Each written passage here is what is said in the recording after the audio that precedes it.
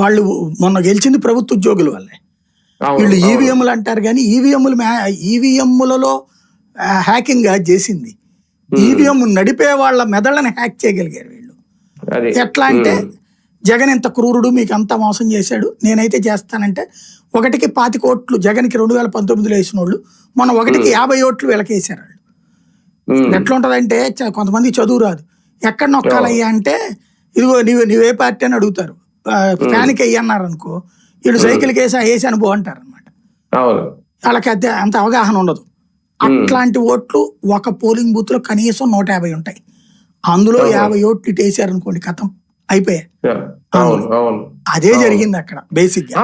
పైగా ఇప్పుడు ఈ 10,000 మంది ఎవరైతే ఉన్నారో వీళ్ళందరూ కూడా ఎక్కువ టీచర్లు పోలీసులే ఉన్నారట ఇందులో, ఎక్కువ శాతం. పైగా వీళ్ళందరూ వైఎస్ఆర్ టైంలో వేసిన నోటిఫికేషన్ ద్వారా వచ్చిన ఉద్యోగులు అంటే వీళ్ళందరూ. సిపిఎస్ అనేటటువంటిది వాస్తవంగా స్టార్ట్ అయింది చంద్రబాబు టైంలో. అయితే ఉద్యోగ నియామకాలు రాజశేఖర రెడ్డి టైంలో జరిగినాయి. బాబు అప్పట్లో ఉద్యోగ నియామకాలు పెద్ద చేసేవాడు కాదు, డిఎస్సి చేసేవాడు. డిఎస్సికి ముద్ర తను కూడా పెట్టుకోవాలని రాజశేఖర రెడ్డి చేశాడు.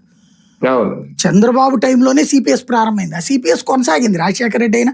మరి చంద్రబాబు కూడా 14-19 ఇవ్వలేదు కదా, అప్పుడు ఓపీఎస్ అడిగింది, వీళ్ళు ఇవ్వలేదు. అందుకే కదా ఓపీఎస్ ఇస్తానంది జగన్, ఇచ్చి చేయలేదు.